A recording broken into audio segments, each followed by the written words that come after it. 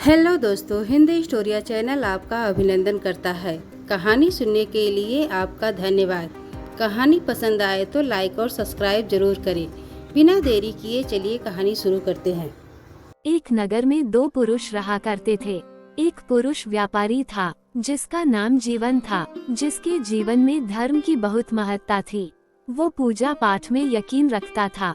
वो हर रोज मंदिर जाता था और दान धर्म भी करता था और हर रोज भगवान की पूजा करता था और सबकी मदद भी करता था। वही दूसरा पुरुष बिल्कुल विपरीत था, जिसका नाम श्याम था। वो हर रोज मंदिर तो जाता था, लेकिन पूजा करने के लिए नहीं, बल्कि मंदिर के बाहर से जूते चप्पल चुराने। उसे दान और धर्म से कोई लेना देना नहीं था और उसे ईश्वर पर विश्वास नहीं था। वह ऐसे ही दूसरे की चीजें चुराकर अपना जीवन व्यतीत करता था। समय बीतता गया और एक दिन बहुत जोर की बारिश हो रही थी। इस वजह से मंदिर में पुजारी के अलावा कोई नहीं था। ये बात जब श्याम को पता चली तो वो मंदिर के अंदर चला गया। पंडित सो रहे थे। पंडित से नजर बचाकर उसने मंदिर का सारा धन चुरा लिया और वहाँ से भाग गया। उसी समय धर्म कर्म में विश्वास रखने वाला जीवन भी मंदिर पहुँचा। दुर्भाग्य से मंदिर के पुजारी ने उसे ही चोर समझ लिया और चिल्लाने लगे। वहाँ लोग एकत्र हो गए और उसे बहुत मारा। किसी तरह वह बचते बचाते वहाँ से निकला तो दुर्भाग्य ने उसका साथ वहाँ भी नहीं दिया। मंदिर के बाहर वह एक गाड़ी से टकरा गया और वहीं घायल हो गया। कुछ समय बाद उसे होश आया। फिर जीवन लंगड़ाते हुए अपने घर जाने लगा। कुछ दूर चलने के बाद रास्ते में उसकी मुलाकात श्याम से हुई, जिसने मंदिर से धन चुराया था। उसने कहा, आज तो मेरी किस्मत चमक गई, एक साथ इतना सारा धन मिल गया। ये सब देखकर उसे बहुत बुरा लगा और वह अपने घर जाकर उसने अपने घर से भगवान की सारी तस्वीरें निकाल दी। वह जो चोर था उसने अपना पूरा जीवन ऐसे ही चोरी करने में गुजार दिया और वह जो भला आदमी था उसके जीवन हर दिन कुछ न कुछ समस्या आती ही रहती थी। कुछ सालों बाद दोनों पुरुषों की मृत्यु हो गई। मरने के बाद जब दोनों यमराज की सभा में पहुँचे और भले पुरुष ने दूसरे व्यक्ति को देखा तो उसे बहुत गुस्सा आया। उसने क्रोधित होकर यमराज से पूछ ही लिया, मैं तो हमेशा अच्छे कर्म करता था, दान में विश्वास रखता था, हमेशा अच्छाई के रास्ते पर चला। उसके बदले जीवन भर मुझे अपमान और दर्द ही मिला और इस व्यक्ति को नोटों से भरी पोटली। आखिर ऐसा भेदभाव क्यों? इस पर यमराज ने कहा, पुत्र तुम गलत समझ रहे हो।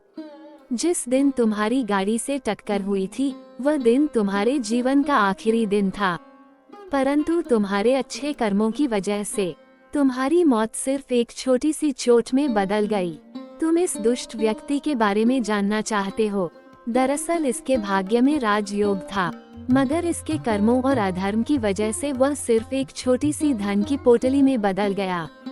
इसके बाद यमराज उस भले व्यक्ति से कहते हैं, पुत्र क्या अब तुम्हें तुम्हारे सवाल का जवाब मिल गया? ऐसा सोचना कि ईश्वर तुम्हारे कर्मों को नजरअंदाज कर रहे हैं, ये बिल्कुल भी सत्य नहीं है। ईश्वर हमें कब क्या किस रूप में दे रहा है मनुष्य को समझ में नहीं आता है, मगर आप अच्छे कर्म करते रहे तो ईश्वर की कृपा हमेशा बनी रहती है। आप उस फल से भाग नहीं सकते। भागने की कितनी भी कोशिश कर लो पर वो फल आपको भुगतना ही पड़ेगा। इसके बिना कर्म शांति नहीं होता।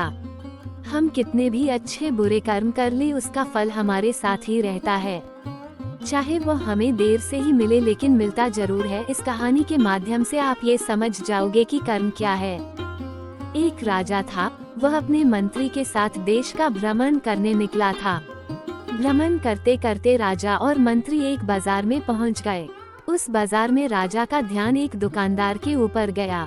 उस दुकानदार को देखते ही राजा के मन में न जाने क्यों यह विचार आया कि मैं इस दुकानदार को कल फांसी की सजा दे दूं। ये बात राजा ने अपनी मंत्री को बताया।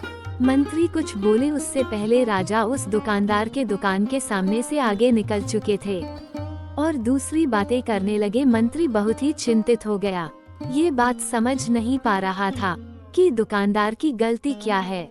दुकानदार से बिना कुछ बात किए, बिना कुछ सोचे समझे महाराज ऐसा फैसला लेने के बारे में क्यों सोच रहे हैं? राजा और मंत्री भ्रमण करने के बाद राज दरबार वापस चले गए। मंत्री को रात भर नींद नहीं आई। सुबह जागने के बाद मंत्री एक साधारण प्रजा का रूप बनाकर उस दुकानदार के पास गया और उस दुकानदार से पूछा, तुम क्या बेचते हो? दुकानदार ने जवाब दिया, मैं चंदन की लकड़ी बेचता हूँ। फिर मंत्री आसपास के लोगों से दुकानदार के बारे में पूछना शुरू किया। सबने जवाब दिया कि दुकानदार किसी से बोलता नहीं है, हमेशा दुखी रहता है। मंत्री को बात समझ में आ गई।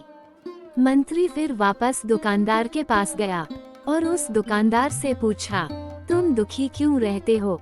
दुकानदार ने बताया, मैं दुखी इसलिए रहता हूँ क्योंकि मेरे दुकान पर लोग आते हैं, चंदन की लकड़ियाँ सूंघते हैं और बोलते हैं बहुत ही सुंदर है, बहुत ही अच्छी महक है, लेकिन कोई खरीदता नहीं है, इसलिए मैं बहुत दुखी रहता हूँ। मंत्री दुकानदार की बात सुनकर खुद भी भावुक हो गया। दुकानदार ने मंत्री से कहा, कोई भी दुकानदार दुखी क्यों ना हो अगर उसके दुकान का कोई भी सामान खरीदा ना जाए, जबकि सामान में कोई कमी ना हो। मंत्री सोचने लगा कि ये दुकानदार अपने दुखों के वजह से इतना दुखी रहता है, परंतु राजा इस दुकानदार को फांसी पर क्यों लटकाना चाहते हैं? अर्थात राजा के मन में आए हुए विचार का उत्तर अभी तक मंत्री को नहीं मिला था। मंत्री ने फिर दुकानदार से पूछा, भाई तब तुम क्या करोगे अगर तुम्हारे दुकान की सारी चंदन की लकड़ियां ऐसे ही रखी की रखी रह जाएंगी? तो दुकानदार ने गुस्से भाव में बोला, हाँ मैं जानता हूँ कोई नहीं खरीदेगा, इसलिए मैं सोचता हूँ कि हमारे नगर का राजा जल्दी से मर जाए।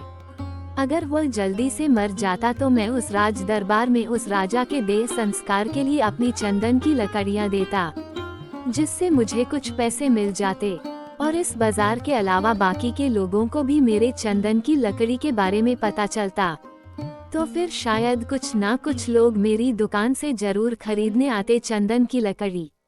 मंत्री दुकानदार की बात को सुनकर सब कुछ समझ गया और उसके मन में एक विचार आया। मंत्री ने दुकानदार से चंदन की कुछ लकड़ियां खरीद लिए।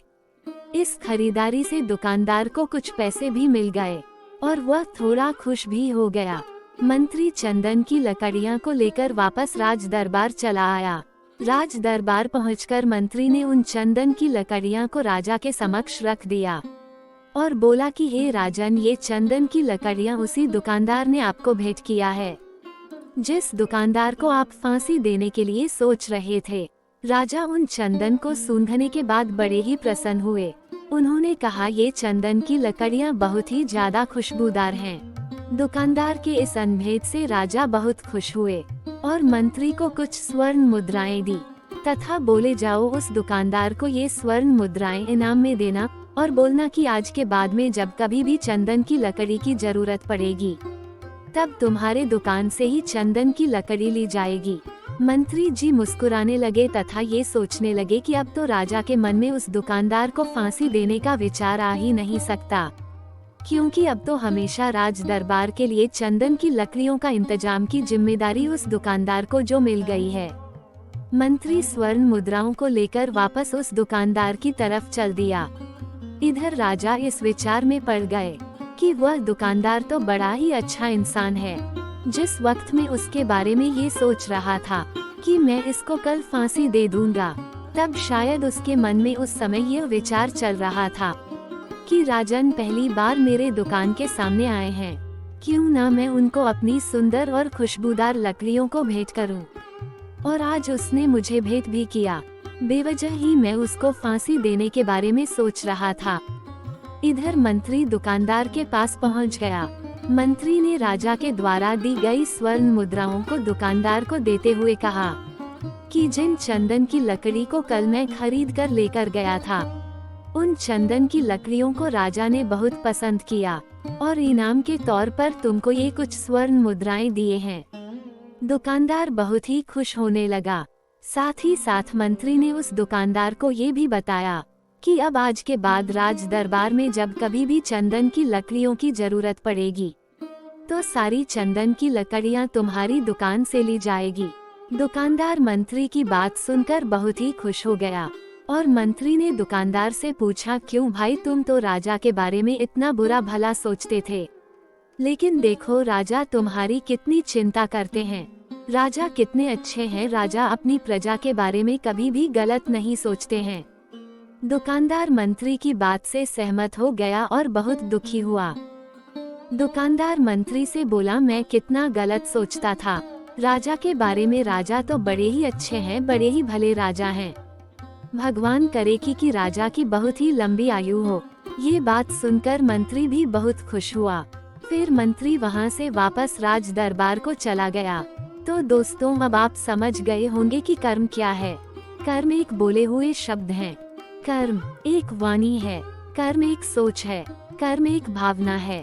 कर्म हर एक इंसान की खुद के विचार होते हैं। हमारे विचार जैसे रहेंगे हम वैसे ही कर्म करेंगे, और उन्हीं विचारों के द्वारा की हुई कर्म हमारे सुख और दुख के लिए उत्तरदायी होंगे। अर्थात हमारे विचार अगर गलत हैं, तो हमारे द्वारा की हुई कर्म भी गलत होगी तथा इसका परिणाम भी गलत निकलेगा। परिणाम स्वरूप हम दुखी रहेंगे। अगर हमारे विचार सही रहेंगे तो हम सही कर्म करेंगे तो फिर सही फल मिलेगा, जिससे हम सुखी रहेंगे।